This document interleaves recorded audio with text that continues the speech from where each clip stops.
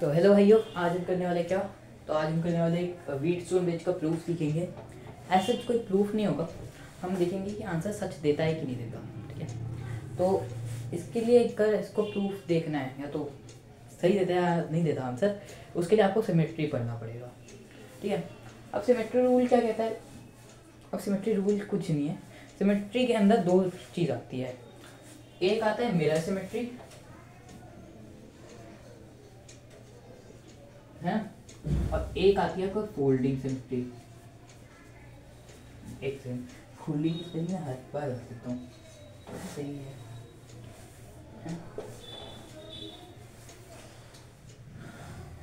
ठीक, तो फोल्डिंग और एक मिरर सिमेट्री होती है। तो बात करते हैं फोल्डिंग का और मिरर सिमेट्री की, तब हम व्हीटस्टोन ब्रिज पे वापस आएंगे। ठीक है, तो व्हीटस्टोन ब्रिज जहाँ तक मेरे को याद था वो था R1 into R2 equal to अगर R3 इंटू R4 होता है तो R5 नेग्लेक्ट होता है ना। तो बात करते हैं सबसे पहले तो मिरर की।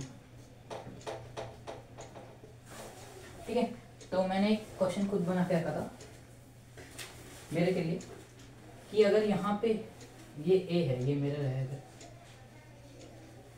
ये अगर A है, A से जाता है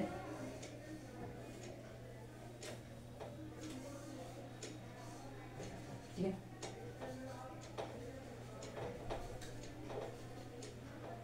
यहाँ पे 2 ओम्स का रेजिस्टेंस, यहाँ पे 2 ओम्स का रेजिस्टेंस, यहाँ पे 1 ओम का रेजिस्टेंस, यहाँ पे 1 ओम का रेजिस्टेंस, और बीच में एक आता है जो होता है 10 ओम्स का रेजिस्टेंस।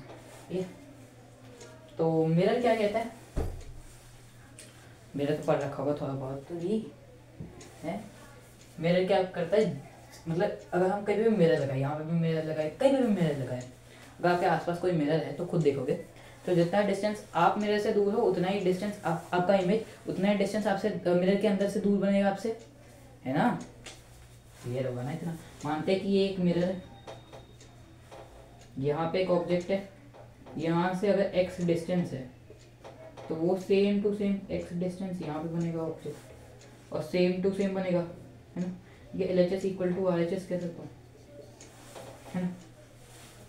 मतलब LHS इक्वल टू RHS हुआ तो मिरर कह देंगे। ठीक है, चलो अगर मैं एक चीज़ बताऊँ आपको, यहाँ पे अगर मैं एक वर्चुअल मिरर ड्रॉ कर दूँ, ठीक है, मिरर ड्रॉ कर दिया मैंने, यहाँ पे एक मिरर है, ठीक है। अगर मैं एक इधर मिरर खड़ा कर दूँ तो जो यहाँ पे है वो सेम टू सेम यहाँ पे भी आ रहा है ना। जो यहाँ पे है वो सेम टू सेम यहाँ पे, ये यहाँ पे, ये यहाँ पे, ठीक है, सेम टू सेम यहाँ पे। चलो मिलेगा यहाँ पे। अगर मैं मानता हूँ यहाँ पे x वोल्टेज है तो यहाँ पे भी x वोल्टेज आएगी। अब क्यों आएगी वो बताता हूँ, क्योंकि यहाँ पे तो कुछ डिफरेंस आ गया ना। अब करंट मानते हैं कि ये एक थ्योरेटिकली कनेक्टेड है और A और B को मैंने कोई चार्जेस दे दिए हैं।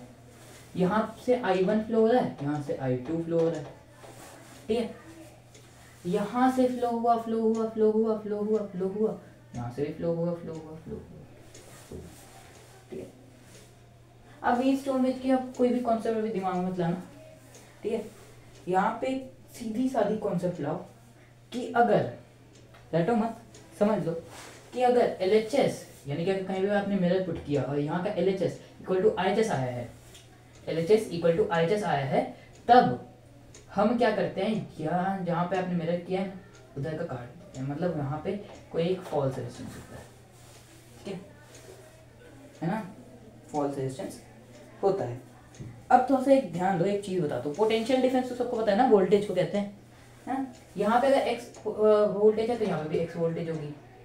थोड़ा सा आगे बढ़ते हैं, यहाँ पे अगर y होगी तो यहाँ पे भी y होगी, यहाँ पे z होगी तो यहाँ पे भी z होगी, है ना।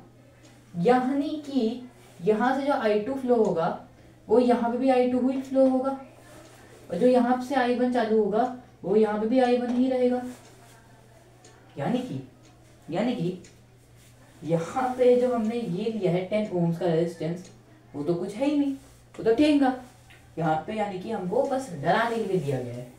और यही बात तो हम व्हीटस्टोन ब्रिज में कहते हैं कि अगर R1 इंटू R2 इक्वल आता है R3 इंटू R4 के, तो R5 नेग्लेक्ट होता है। वहां के लिए मैंने आपको हल्का फुल्का बता दिया था कि potential difference up down same होती है, इसलिए हम नेग्लेक्ट मान लेते हैं। अब समझ में आ गया ना, मिरर ले लिया तो मिरर एक सिमेट्री आ गई, ठीक है।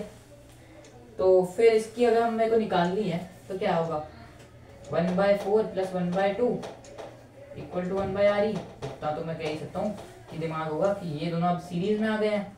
तो यहाँ पे कितना 2 ओम्स का रेजिस्टेंस, यहाँ पे कितना तो 4 ओम्स का रेजिस्टेंस, यानी कि अब ये दोनों पैरेलल में है। तो पैरेलल में तो ये आ गया 4 ले लिया प्लस 1/2 यानी कि 3/4, यानी कि रेस्ट ये 1/RE की वैल्यू आ गई। तो RE की वैल्यू ये आ गई 4/3 ओहम्स, है ना। यानी कि यहाँ का जो 10 ओहम था वो तो था ही नहीं, वो तो बस डराने के लिए दिया गया था, है ना। और यही हम बात किस में कहते थे, व्हीटस्टोन। अब हम एक और कॉन्सेप्ट ले लेते हैं जो होता है फोल्डिंग सिमेट्री। मैं हल्का फुल्का सा बता रहा हूँ इसके ना, मेरा फोल्डिंग के अगर मैं बता एक ले लूँ वापस ऐसा ही कुछ, यहाँ पे ए है,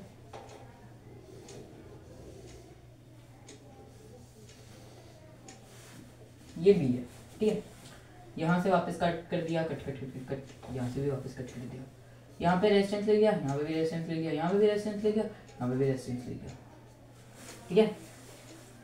और बीच में यहाँ पे वापस एक और रेजिस्टेंस आ गया, इसको 10 ओम्स नाम वापस दे देते हैं, इसको इस बार 1 ओम्स दे देते हैं, इसको 2 ओम्स दे देते हैं, इसको भी 1 ओम, इसको भी 2 ओम्स। अब इस बार ना मैं ना मिरर नहीं लगाया, ठीक है। अब मेरा आप लगाओगे तो कैसे लगाओगे, यहाँ पे लगा दोगे, ऐसे लगाओगे तो ये दोनों इक्वल रहेगा, लेकिन ऐसे लगा दोगे तो क्या होगा, यहाँ पे अगर मैंने मिरर लगा दिया तो ये 1 ओम तो 2 ओम के इक्वल नहीं आया, LHS = RHS नहीं बना ना। मैथ्स वाला फालतू कॉन्सेप्ट यहाँ पे लगा दो, LHS = RHS, फालतू तो नहीं है वो, ठीक है। तो फोल्डिंग के लिए मैं वापस एक और वापस दिमाग लगा देता हूँ कि मैं यहाँ से कट कर दिया है, तो इतना हिस्सा जो है वो सेम टू सेम अप में भी है, ऊपर में भी है। तो अब एक यहाँ पे गलती मत कर देना, क्या गलती करते हैं बच्चे, तो गलती क्या करते हैं बच्चे कि इसको काट के बस इतना का ऊपर वाले का रेजिस्टेंस निकाल लेते हैं, और फिर 10 ओम को लेके बैठ जाते हैं कि क्या होगा इसका। तो इसका कुछ नहीं होगा, इसका बस एक ही चीज़ होगा, क्या होगा, ये जो 1 ओहम्स है, ये 1 ओहम ये 1/2 हो जाएगा, ठीक है। यानी ये जो है इन सबको ना आपको क्या कर देना है, सिर्फ एक बार ऊपर जाके 2 से डिवाइड कर देना है ना।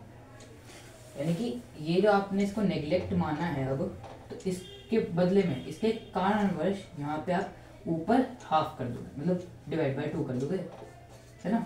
ये याद रख लेना, ये कॉन्सेप्ट सबसे बढ़िया होता है। और इसके ऊपर इतने खतरनाक क्वेश्चन आपको जेईई में दिखेंगे, जेईई में ही नहीं दिखेंगे, आपको कोई भी पेपर दोगे उसमें दिख सकते हैं ये क्वेश्चन। यानी ऊपर क्या है, यानी कि 1/2। अब ये तो सीरीज में है ना, ये दोनों तो अब सीरीज का है, तो सीरीज वाला तो बच्चा वाला, यहाँ से ये कट गया, यानी कि ये तो 1 ओम आया, यानी कि एक ही मान लेते हैं इसको, ओम्स बाद में ले लेंगे, यानी कि क्या हो जाएगा 1/2, ये 2 3 3/2, तो 3/2 ओम्स। ये बच्चों फोल्डिंग समझ में आ गया, मेरे से समझ में आ गया, है ना। अब समझो मैं छोटा सा यहाँ पे बता रहा हूँ कि मैंने व्हीटस्टोन ब्रिज में क्या बताया था आप सबको, व्हीटस्टोन ब्रिज में मैंने एक और चीज़ बताई थी मैंने आप सबको कि अगर R1 × R2 इक्वल आता है R3 × R4 के, तो R5 नेग्लिजिबल होता है ना, R5 कुछ नहीं होता, मैं ये बताया था। अब मैं इसका जो प्रूफ है, इसका आंसर मैं आपको बताता हूँ। यहाँ पे R1 क्या है 2, R2 क्या है 1, यहाँ पे R3 क्या है 2, R4 क्या है 1, 2 = 2, यानी कि यहाँ पे जो हमने 10 ओम्स का रेजिस्टेंस बनाया था तो कुछ था ही नहीं, तो ये जो हम सिमेट्री पढ़ते हैं ना, फोल्डिंग और मिरर, इसको बस हम ना सुविधा के लिए हम ना व्हीटस्टोन में लेते हैं। अब कुछ ज़्यादा ही हिंदी होगी, ठीक है, व्हीटस्टोन ब्रिज लेते हैं, ठीक है। फोल्डिंग और मिरर जो है थोड़ा सा कॉम्प्लिकेशन में आ जाता है, वैसे सबसे बढ़िया चीज़ तो फोल्डिंग है, ठीक है। फोल्डिंग के ऊपर आपको बहुत खतरनाक क्वेश्चन मिलेंगे, तो पहले तो अभी ये पहले सॉल्व कर लेते हैं। यानी कि R5 जो है 10 ओहम्स, उसमें कोई करंट फ्लो ही नहीं होगा, यानी कि ये फॉल्स रेजिस्टेंस है। काट देते हैं, चलो काट देते। यानी कि अब ये दोनों सीरीज में आ गए, यानी कि वापस 1/4 प्लस 1/2 है ना, वापस 4 आ गया, 1 प्लस 2 यानी कि 2, यानी कि 3/4 1/RE की वैल्यू। तो RE की वैल्यू क्या है बच्चों, 4/3 ओहम्स। पिछली बार बच्चा बोला था तो कोई ऑफेंस हो गया था, तो अब बच्चा नहीं बोलूंगा, भाई, ठीक है। 4/3 ओहम्स। अब फोल्डिंग की बात करते हैं। तो फोल्डिंग में भी वापस वही R1 R2 का खेल है, R1 इक्वल इंटू R2, ये बार बार मैंने लिखा चलो, अब तो समझ ही गए यही है। तो यहाँ पे R1 क्या है, 2 ओहम्स है ना, यही था ऊपर। तो 2 इंटू ये वाला 1 इंटू 1 इंटू 2, 2 इक्वल टू 2, यानी कि 10 ओम्स में वापस करंट फ्लो नहीं होगा। तो अब क्या बन जाएगा, ये बन जाएगा 1/3 प्लस 1/3 है ना, 1/3 प्लस 1/3, यहाँ पे 3, ये दोनों क्या हो जाएगा, ऐड हो जाएगा, ये दोनों क्या हो जाएगा, ऐड हो जाएगा। ऐसे तो ये 1 ओहम्स और 2 ओहम्स ही होगा। ये जो हाफ किया वो तो फोल्डिंग वाला कॉन्सेप्ट था, उसको भी छोड़ो। 3 आ गया, यानी कि अब ये क्या होगा 2/3, यानी कि ये 1/RE की वैल्यू है। तो RE की वैल्यू क्या आई, 3/2 ओहम, ठीक है। अब ये और ये मैच हो रहा है, ये और ये मैच हो रहा है, यानी कि व्हीटस्टोन ब्रिज हम किस लिए लेते हैं, फॉर आवर कन्वीनियंस, ठीक है, हमारे अच्छे के लिए व्हीटस्टोन ब्रिज है। या वैसे फोल्डिंग का कॉन्सेप्ट समझ लेना कि हाफ कर दिया जाता है ऊपर, वो बढ़िया कॉन्सेप्ट है। मेरे के अंदर आपको ज़्यादा मेरे के क्वेश्चन दिखते नहीं है, दिखते भी है तो वो भी खतरनाक होते हैं, तो मेरा फोल्डिंग सिमेट्री समझ लेना।